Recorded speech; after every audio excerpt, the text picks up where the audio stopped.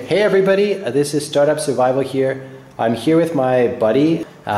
He's an avid outdoor person, a very prepared individual. He's got a lot of great gear, and we've had countless discussions about gear and that sort of stuff over the years now. So what we're going to do now is a video that he had an idea for, and it's basically just he's going to show you some of the most successful, useful pieces of gear that he has in different categories like flashlights, fixed blades, folding knives, multi-tools, and so on. And keep in mind that this is not the flashiest piece of gear, it's not the most expensive, it's just what you reach for when you really need something to get some work done. So this is a Preon, it's Preon 2. It's been my flashlight, possibly my own flashlight that I've been sort of carrying around for the past year or two. Just every day or whenever I carry something, I carry this one. I have other ones. They're sitting away as backups, as spare parts for this one. I have better ones that are more powerful, but they're not as usable as this. Like this is pencil thing. It's like, you carry a pen with you, you can carry this. Yeah. So it's just to make it's not the most powerful one, but it's the most carryable one. And for regular work, you'll just use it every single day and it will get its job done. Well, I went camping with this one and it has a lot of power for 160 lumens. Yeah. Very powerful. It's I had this light as well, and actually hold it up so they can see it closer. That's actually like my light, the light bulb on it, and then the clicking cap I think is mine too. Yeah. And the batteries exploded in mine, so it kind of like ruined the body. My friend played around with it and tried to make it work, but I had that light for a long time, and I totally agree with you. For me, the pocket clip and just like the dimensions, the volume of it is so small. It's almost like carrying a folding knife or a pen or something. It's super useful for sure. Yeah, and I don't know. There's nothing I can say more than I just use it, and I don't want to buy anything else, but I don't need anything else. That's the thing. This is one of the items that once you get this, you don't want anything else because you have it. You don't search for more once you get this type of item, kind of like a final looking item. You replaced it with this one right now, right? Yeah. And it's like, this is the Phoenix E12, and I actually really like this light. I'm very impressed with it for the price, but it's not the kind of thing you're going to carry in your pocket because it's, thicker, there's no clip, it's just a different kind of thing. Yeah, quality's not bad. Yeah. It's acceptable. But yeah, Preon 2 is a good light. Yeah, and I have like a single battery cells too, and I don't want to get into reviewing individual items. This video is not about reviews, it's more about the way I think about it and so on. Totally. But that's the test of time, which is the one that you reach out for. And without getting into too much detail, this is the one I do for flashlights, for work flashlights. It's not tactical, whatever that can mean to you. I have my own definition of tactical, and that is overwhelming power. This is 160 lumens, it's not overwhelming. If we go into the next flashlight I'll show later, 960 lumens, that can be overwhelming. But you cannot carry it with you the way you do this one. That's pure EDC, and yeah. It's easy to carry, it's good enough, right? Absolutely. So that's my most used flashlight, so it's very valuable as an item. I can think for the past 2 years I probably had it every day. The next one up, probably one of the highest used item is Multitool, because you can do so many things with it. Like literally you can do like 20 different things if it has 20 different tools on it, and you can invent ways of using different tools. So this one is the rebar. It's with the nylon sheet and Velcro.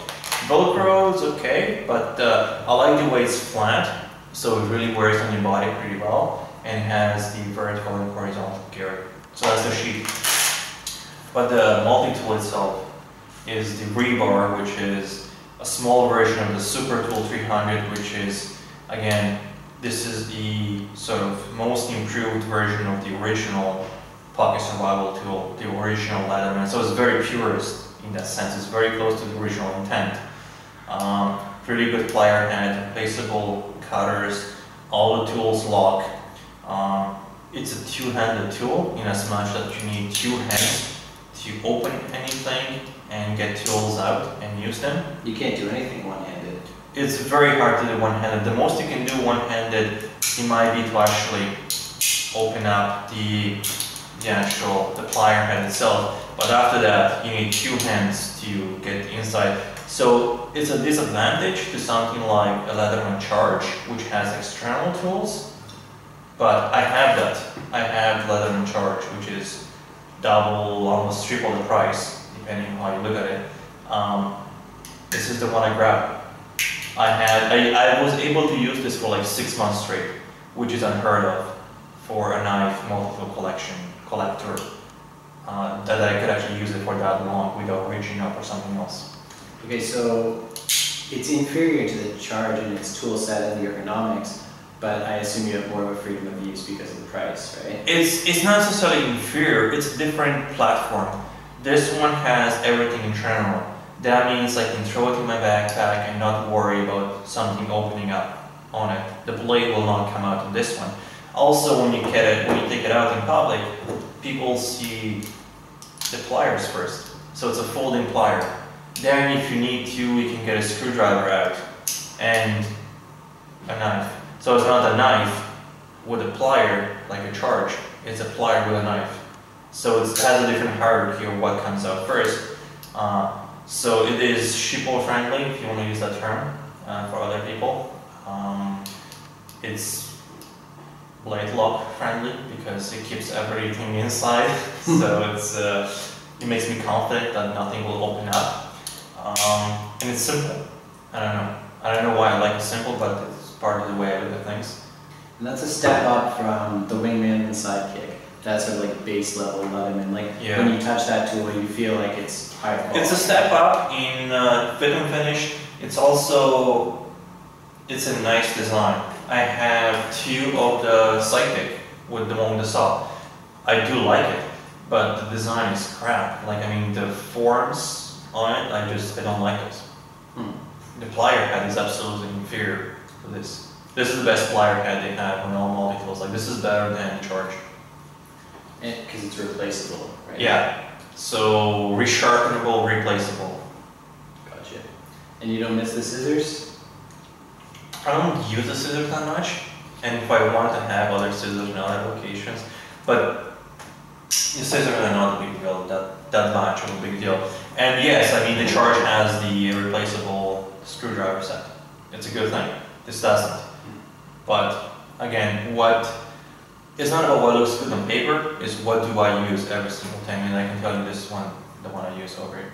Nice. And over all other ones. So that's from Multitool. Very high use. Like, this is more usable, more used there than a folding knife. It's more usable than a fixed blade knife. It's the most usable item on the table. And you've used it a lot and it's held up pretty well, right? Oh yeah, well, you also have to know when to stop. You have to know when you have to go out and reach for a real tool. So sometimes you look at something and it's like, yeah, I can get it done with the Leatherman. Other times it's like, no, I have to go back and get my real tools. So that's your job to know what to use it for. You can destroy it in one day if you want to. If you want to do something stupid, yeah, you can destroy it very easily. So just don't push it past its limitations. No. It's like you would not use a Honda Civic to carry, like power equipment out, or boulders, or sacks of concrete. Like, yeah. So that's that. Next one up. Open up. This is my work knife, preferred work knife, currently, which is unusual. I mean, I think most people will think this is a traditional knife, more like a novelty as a traditional knife for them. I do have a full collection of, Spydercos and other ones. But I think I figured out why I like this guy so much, and it's because there are no screws, there are no scales, there is no adjustable pivot, there's no frame lock to complain about. It's just a simple, straightforward knife. There's only one moving piece, which is the color. It's carbon steel, full flat-grammed. The patina gets some character, very sharp, very good at slicing. It's more true of a knife than most of the other modern knives around. And I'm not trying to say this is better than other knife. This is perhaps the most personal choice that I have within this gear set. So right now, this is my favorite folding knife of all the ones that I own. It's just the one that I use over and over. I do think I will rotate in the future again, so I'll bring other knives into that. So this is, yeah, it's personal. It's not as stable as this two guys. Like, I'm pretty sure I will not try another flashlight for years to come, and neither Multitool. This I'm going to try something new in a week or two. But as it is right now, very enjoyable. So you like this, the simple design, you know, like the contrast between modern folders, and that's got a history to it. I mean, that's like 120 years old or whatever, that they've been making opals for since the late 1800s anyways. Yeah. And you're European, right? You told me that like one of your first knives ever was an opal. Yeah, that's true. I think there's that part too. I think there is something fascinating about it. More than that, I can't say. I mean, I will use other knives for sure. This is the least stable choice right now, because it will get changed. Now, moving on from that, as alternatives to these two guys, these are working guidance. As an overwhelming, powerful, strong, whatever you want to put it, tactical, I have the Voyager cold steel. It's not necessarily about the Voyager that is special about it, is the triad lock.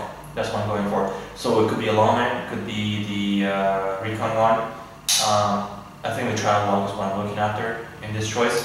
But as it is right now, I like this because you can get it and use it. You don't have to spend time modifying it like you do with the Lawman or the Recon one. Those are like project knives, right? Yeah, you buy them, you know you have to spend some hours to fix them up before you can use them. This you can just use it, and again, I'm not afraid to stab something with this. I will be afraid to stab something with this one, and all their folding knives too, but this I'm not. So this is a temporary replacement for a fixed blade, I guess. And we have videos with you batoning with this model, not this model, not this one, but this type of knife. So in the Startup Survival project here, we know that this is trustworthy in that sense. So this is tactical, if you will, to this, working, tactical, working, and tactical flashlight. Again, this is the overwhelming amount of power flashlight. It's also almost 1,000 lumens, but you cannot carry it. So if you look at the two, which one would you carry every day? The Prion. Yeah, so it's less, but it's fabulous to carry and to use. That's the same thing with this guy. The Opal, it's amazingly easy to carry in your pocket and to use. These two guys have to make a conscious decision because you need them. Very powerful, very well designed. It's got a smart ring on it, but you just can't carry it. So what is the model? Like, what is it capable of? Let's just see. Can you just shine it on the cube and show us what it does? Well, if you want to walk through the general features, you start with nothing. It's closed. It has the gradual ramping up. This is 960 lumens. It's got a flash. Back to maximum power. You dim all the way down, so you can kind of choose what you get. And what's the model? Nightcore or something? Nightcore SRT7 Smart Ring Tactical 7. Let's turn this off for a second. You have a red LED, green LED, a blue LED, a combination which is somewhat police-like. Like police sirens or whatever, right? Yeah, I don't know what you would do with that. And then you have this sort of every 10 seconds beacon, I guess. Yeah, let's keep going.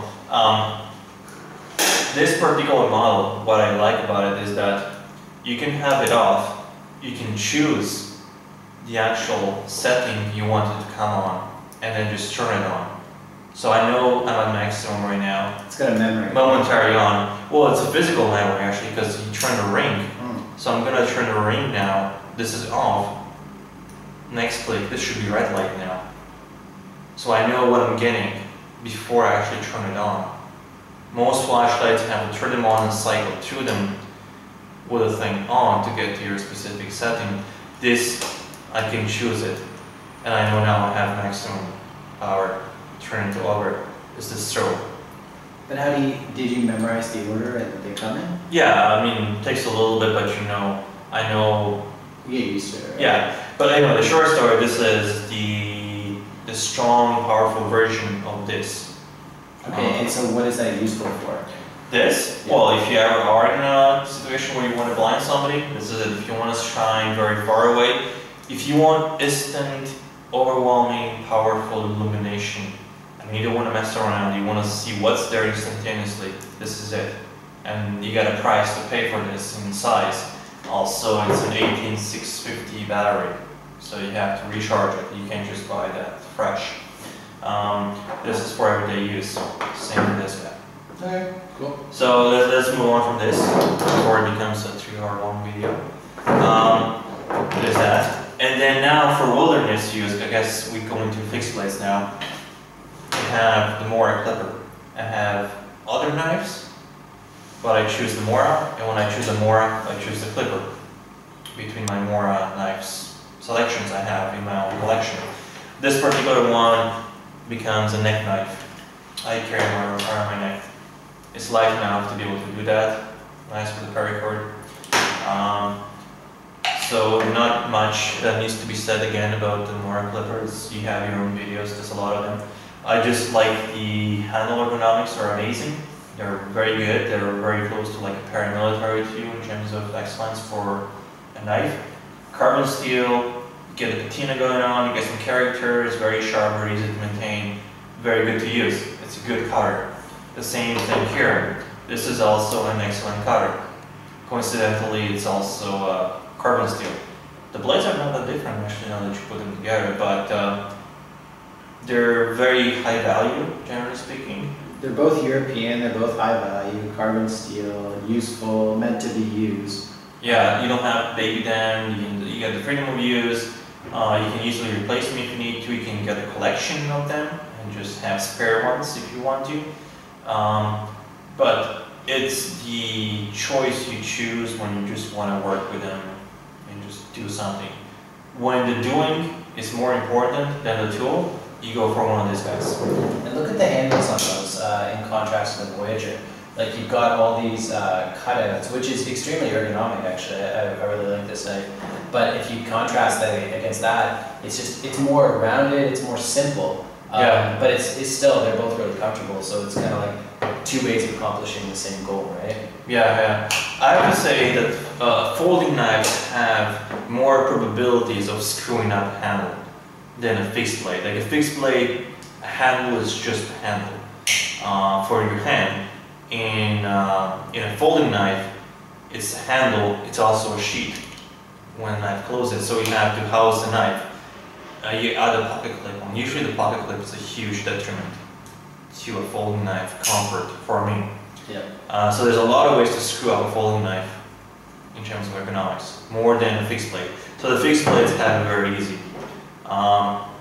Again, this is not a full tang length, it's not a full tang in height, it's partially buried in the plastic. But we have baton with them lightly. I've baton like crazy with that, man, especially down in Mexico. I made like 4 or 5 different fires with that. Baton through like lots of wood, no problem. Okay. I've tried this too with 3 different Moras actually. I probably would not do it again because I know they're not meant to. So now my doubts are, did I create any strike structures somewhere or not? I don't know. But I'm just saying it's like, I don't have to baton with this. In terms of like, I accept the knife to be just a light duty fixed blade knife. Light duty. So I accept that. I'm not trying to make it into something bigger. Because if I want something bigger, I have something bigger. I think it's like the Voyager. It's like you can baton with this and that, and they will survive much better than the Opinel, for example. Yeah. But that's not their intended use, right? Well, that's another thing about the Opinel. You have to accept what this is. Like, if you want to treat this as a cold steel, you'll break it. If you think this is a high-end Strider / Henderer, again, you'll break it. So this is for cutting one way. It cuts this way with a sharp edge first, and that's it. It doesn't do this. It doesn't twist. It's not a screwdriver. You have to accept what the tool is. That's a big thing. The same thing I was saying with the With the Leatherman, you have to know when to stop and reach for a real tool. Same thing here, like if you think this is overpowering, maybe you can go from this to this, but generally speaking, you want to go from this to something like this. And this is the choice for a large fixed blade, which is usually becoming a woodworking knife now. So again, I have 2 SCs, I have 3 SCs total, but I have an SC6 and SC4. I have other ones. If I just want to grab something to go out and put on some wood, this is the choice. You've seen it in some Tofino trips, seen it in a lot of trips by now probably. It's just, the ergonomics are really good. Very, very good, comparable to the more clipper again. It's, you squeeze it, and it feels like it's melting into your hand, you know? The handle's 3-dimensional. It's got the palm spawn, right? Yeah, so it's articulated in this dimension right here, where it's thicker here and slimmer at the 2 ends. Same thing here. I added some hockey tape for a little bit extra grip over the plastic. I also changed the screws because people, they make comments that the screws will back up. Doesn't really mean anything, but the knife just works. You know, it's good for batoning, good for some chopping if you ever choose to. But this will always come out on a trip, followed by something like this. This always come out, you know. Yeah. And this have been stable choices for the past year, maybe or so. These are more newer, but the stuff I'm comfortable with for now. The only thing I can tell you will change in the future is this guy, because I'm gonna try the other knives I have that I spend money on. I'm also starting to implode on my collection. Like instead of going out to buy new knives for my collection, I'm starting to modify my current knives to have different grinds. So I'm turning inward on what I already own. And let me just stop you for a second so that they know more like what you're like as an individual. Like Blade Lock is very like loyal and disciplined to his tools. He can carry like the same knife for like a month, and that's like a pleasure. I carried this for 6 months. When I got this, I told myself, I'm going to carry this for 6 months no matter what, and I did it.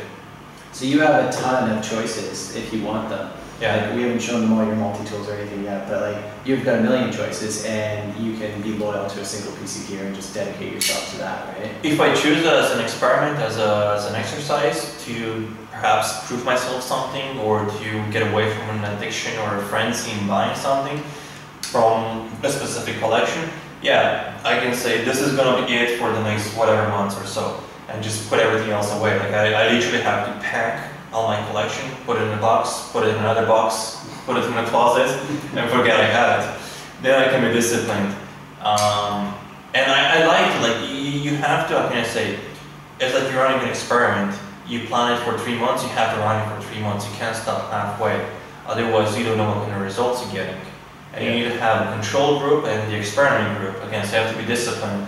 So if you want to try something to truly see what it does for you, you know, take this, use it for a month, and don't try anything else. Like, just go with it, even though you don't see the point. But that even shows how much better these pieces of gear really, it like amplifies the success of these pieces of gear, because you use them for an extended period of time and only that thing, right? Yeah, and a lot of times it's not even trying to, it's not even an experiment anymore. It's like, what do I grab when I don't want to bother playing around with things, you know? I just get this or both of them. If I need a saw, which is the next item, it's this guy. Like, I don't feel the need to go out, buy other saws, other models to experiment with. I know this works, I know it works for me. So I just use this pretty much all the times. This is the brand new one too, actually. It's not the used one.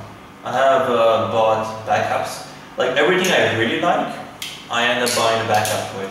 So I have 2 Voyagers, I have 2 of the rebars, I have spare parts for this, I have 3 hands, 1 body, 3 clickies for this light.